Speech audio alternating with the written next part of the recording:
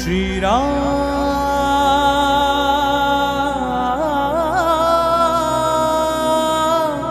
जय श्री राम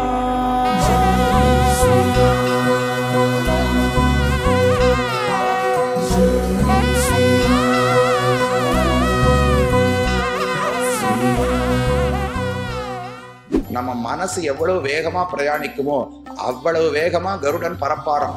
நீ எப்ப சண்டை போட ஆரம்பித்தாயோ அப்பவே நான் ரட்சித்திருக்க வேண்டும்னு பகவான் வெட்கப்பட்டாராம்.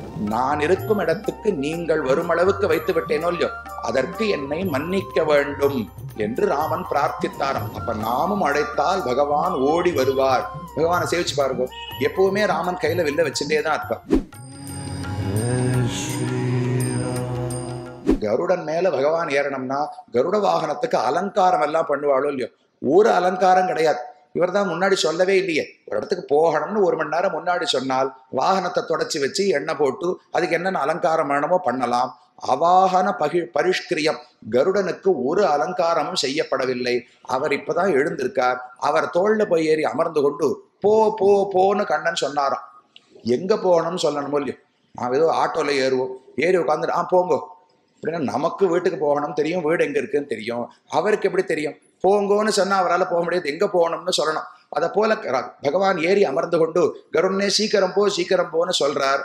எங்க போகணும் தெரியாது. கஜேந்திரன் யானை அழைத்திருக்கிறான், அங்க போன்னு பகவான் சொன்னார். சரின்னு இவர் நன்னா வேகமா வருவார். நம்ம மனசு எவ்வளவு வேகமா பிரயாணிக்குமோ அவ்வளவு வேகமா கருடன் பரப்பாராம். ஆனா அந்த வேகம் கூட பகவானுக்கு போறல. காலால எத்துவாராம், கையால் அடிப்பாராம், இன்னும் வேகமா போன்னு தள்ளி விடுவாராம். அப்படி வேகமா வந்து ரட்சித்து விட்டார் பகவான். அப்ப அவருடைய தாமதத்தினால புண்ணு ஏற்படவில்லை. கஜேந்திரன் தன்னை அழைக்காமல் 1000 ஆண்டுகள் நானே என்னை ரட்சித்துக் கொள்ளுகிறேன்னு சண்டை போட்டாரோ இல்லையோ, அதனாலதான் புண்ணு வந்தது. ஆனா பகவானுக்கு என்ன எண்ணம்? சாஸ்திரம் சொல்லுவது நாம் அழைத்தால்தான் பகவான் வருவார் என்று. ஆனா நான் பண்ணது தப்புதான். நீ எப்ப சண்டை போட ஆரம்பித்தாயோ அப்பவே நான் ரட்சித்திருக்க வேண்டும்னு பகவான் வெட்கப்பட்டாராம். அதனால நம்ம பேர்ல குத்தம் இருக்குன்னால் அதுக்கு தானே பிராயசித்தம் பண்ண பார்ப்போமோ இல்லையோ. யானைய காலை எடுத்து வச்சு இவர் ஒத்தடம் கொடுத்தாராம். அதை போல ஹ்ரீரேஷாகி மமாதுலா, நான் உங்களை பணிந்து என்னுடைய ராஜ்யத்துல யாருக்கு என்ன துன்பம் இருந்தாலும் நான் ஓடி ரட்சித்திருக்க வேண்டும்.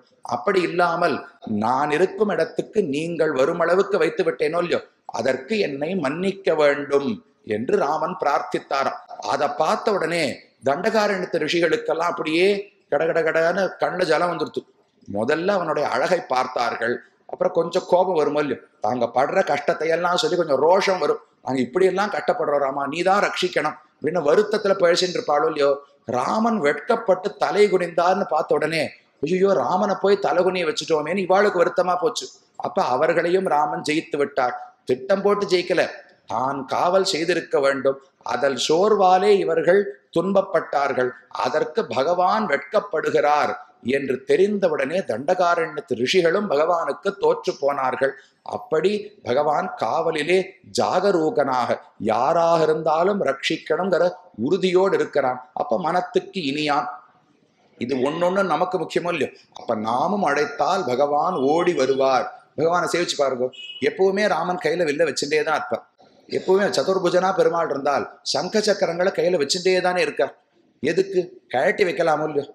எப்ப வேணுமோ யாராவது விரோதிகள் வந்தால் அப்ப ஆயுதங்களை எடுத்து தரித்து கொண்டு சண்டைக்கு போனா போரும். 24 மணி நேரம் ஆயுதங்களை கையில வச்சுட்டே இருக்கணுமான்னு தேவையே கிடையாது.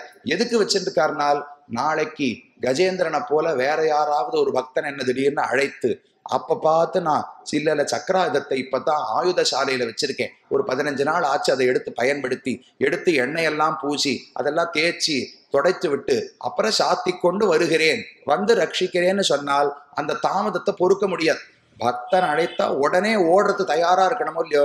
அதனால எப்பவுமே கையில வைத்து கொண்டே பகவான் நின்று கொண்டு இருக்கிறாராம். ஒரு தடவை கஜேந்திரனுக்கு தாமதமானதே போரும், இனிமேல் யாருக்குமே தாமதிக்க கூடாதுன்னு பகவானுக்கு எண்ணம். அந்த குணத்தை பார்த்தவுடனே தண்டகாரண்யத்து ரிஷிகள் தாங்களும் தோற்று போனார்கள். பகவானுடைய ரக்ஷணத்துல இருக்கிற உறுதி அதை பார்த்து தோற்றார்கள். அடுத்தது சீதாதேவி. சீதைக்கு ராமனிடத்துல என்ன பண்பு பிடிக்கும்னால், அவனுடைய அழகு, அவனுடைய வீரம், இதெல்லாம் ஒரு புறம் இருக்கட்டும். ஒரு தாய்க்கு கணவனிடத்துல எந்த பண்பு பிடிச்சிருக்கும்? தனக்கு நிறைய வாங்கி கொடுக்கிறார், அன்போடு இருக்கிறார், தன்னுடைய பிறந்தகத்தை நன்னா நடத்துகிறார், இதை போல எத்தனையோ இருக்கலாம்.